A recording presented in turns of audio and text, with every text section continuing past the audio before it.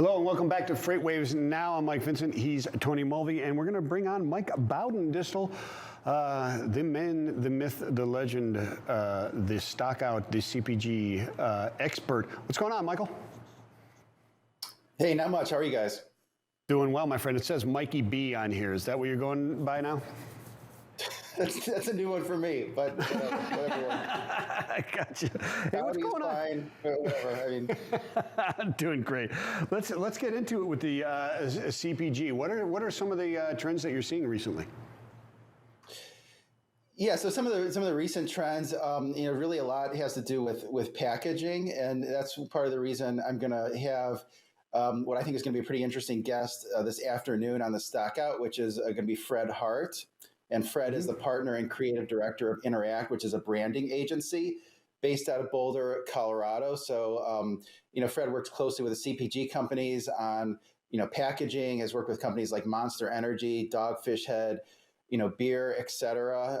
And so with the packaging and CPG, they really, a lot of these smaller brands have to get the point across that this is a premium product that you should, pay a premium amount for. That's one of the trends we're seeing is this premiumization trend towards healthy foods, fresh foods, even, fresh pet foods. You were seeing a lot of shrinkflation. So, basically selling the same thing for the same price, just with less quantity in the bag. And then, getting the point across that you have a green supply chain, adding more commentary on it's similar to how you have nutrition facts. You also have sort of carbon footprint type facts or visibility in the supply chain. Sort of want to have, a clean label, ingredients people can understand, et cetera. In today's Stockout, we're going to learn from the advertising agency sort of some ideas that CPG companies can use to reach customers, sort of stand out in a crowded field of products. I mean, one of the examples that they give is this popcorn company they worked with called Boom Chicka Pop. Oh, that's good stuff. And one of the things they did that was interesting was they didn't have they in the packaging they didn't have any pictures of popcorn on it. They just used stylized graphics, which stood out from every other popcorn maker because consumers know what popcorn looks like. You don't need to show them, and that helped them get some attention. So I think there's going to be some interesting things there. That Boom Chicka Pop. I like that stuff, as a matter of fact. That's really good stuff. It'll be really interesting. I'd love to hear his takes on what's going on out there, especially from the greenwashing aspect and what kind of concerns they have. And, they're exposed to a lot of risk in this area, right? I mean, Coca-Cola's dealing with some litigation being filed against them because of their green label, their Green Life label, right?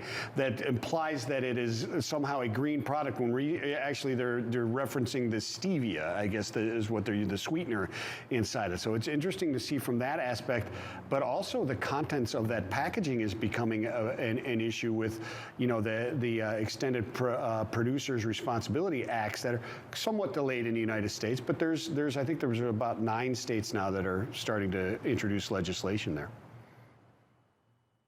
Yeah, I think we're going to see a pretty big shift. We're already seeing a big shift in the packaging where, specifically for drinks, where, aluminum cans have taken a lot of share from, bottles, glass bottles for beer and plastic bottles for soft drinks. And I think you're going to see more of that. It was just reading a research report from a Wall Street analyst who went to a trade show. Expo West was a trade show, and they had all these new CPG products, and exactly none of them were in plastic, those PET bottles, and those seem to be sort of on their way out. So, it's one way to signal right away that you're green is to have some kind of container that's maybe made out of paper board or something that's other than plastic.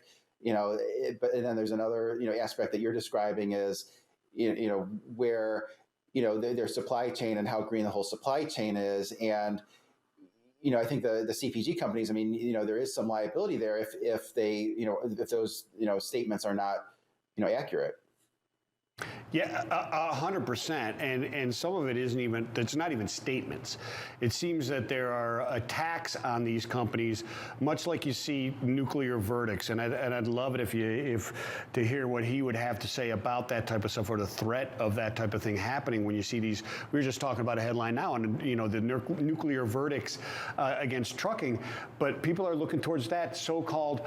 They want green. They're pro-green. They're pro being sustainable.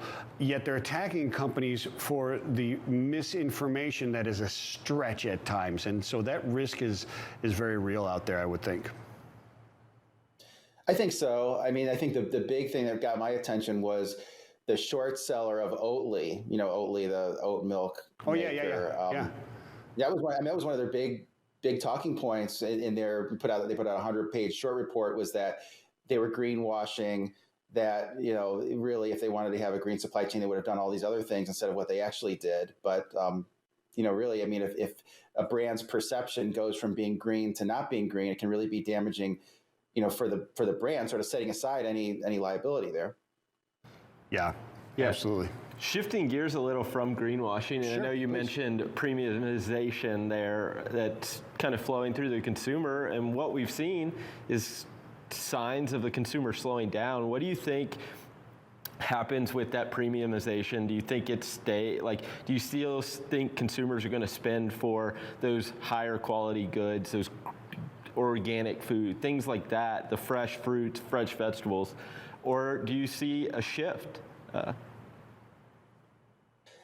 I think it depends on the customer segment, but the premiumization trend is something that you see some of these companies. Well, it seems like now they had great foresight into doing that. Like, Nestle moved a lot of its portfolio into those premium products, and part of the reason is you get into a period like now where consumers are cutting back on discretionary items. You're already selling to that segment of the population that, rising food prices, rising gas prices are not really a big deal. But I do think there's maybe 10, 15% of the population that's really right in that premium category that's just going to keep on spending. And if that means inflation takes a few $100s out of their budget every month, so be it. I don't think that's most people. I think most people will start to cut back on discretionary items, trade out for, private label brands, and find ways to offset some of that inflation. Yeah, it's interesting to think about the premiumization and the pressures that are on that, like you just brought up, and combine that and talk a little bit about the shrinkflation. Dooner was really upset that those 5 extra chips were being taken out of his bag of Doritos, and I agree with him, because they're never coming back. Right, but does this kind of trend change are we looking at some pressures for significant trend changes in consumer packaging, do you think? Yeah, I think the packaging trends, like I think the shift to aluminum cans is really here to stay. The shrinkflation could take place until you get a period where things are different, and then they redesign the packaging completely. But it seems like most of those trends should persist. I mean, I think the premiumization and the shrinkflation really in sort of different markets. I mean, the premiumization is kind of like for the people that are buying the fresh pet food that needs to be refrigerated. That's almost fresher than what most people eat. And then the shrinkflation is the Doritos, which is very much the mass market type products. I think they're in different segments, but we're seeing both of those trends. Are you saying that people who buy pet food that needs to be refrigerated don't buy Doritos? Because you're probably accurate there. I would say, yeah, those don't seem to overlap. Yeah, I mean, I can definitely tell the shrinkflation. I bought Little Debbie oatmeal cream pie yesterday, and from what I remember to what I got when I opened the box, you can definitely tell it's a little smaller. Not by a whole lot, but you can definitely tell they're definitely getting smaller, and that price hadn't changed. Yeah. So I mean, we're looking at. There's a lot of pressures that are there in the CPG industry right now. I mean, when you start thinking about that, what's going on here, does with the greenwashing and the premiumization and the shrinkflation, I get that they're trying to save some money or keep the consumer there, right, by being able to lower that price for something that looks like it's the same, or keep the same price, right? That is there. But this this has to be putting tremendous pressure on the CPG industry from a cost inflation point by trying to fight the inflation. Does that question or statement kind of make sense, Michael? I mean, they're putting a lot of extra effort into things to try and get the right packaging at a time when inflation is going up, and they're trying to keep that consumer, right? They are. I mean, it's a balancing act where, in the last year, these companies' cost inflation has risen, a lot of cases, 10%, double digits or so. And they've actually taken a lot of margin hit because they've raised prices, but they've raised prices that was only a portion of that. So a lot of cases you see a company that's costs increase 10%, they raise prices 5-6%, they take a pretty good, hit to their gross margin, 300-400 basis points. That's been sort of the trend. And a lot of CPG companies will say, a consumer will sort of, not change their behavior if prices rise 4 or 5%, but if it gets to be 10-12%, they just sort of throw in the towel and say, well, I'm not buying that anymore. So I thought the CPG companies have actually been kind of cautious, recognizing that there's been, that there is a lot of elasticity, maybe not as much elasticity in CPG as there is in other categories of things that are discretionary in nature. But, certainly there's elasticity across the board, and they're trying to balance all those things. Yeah, very difficult times.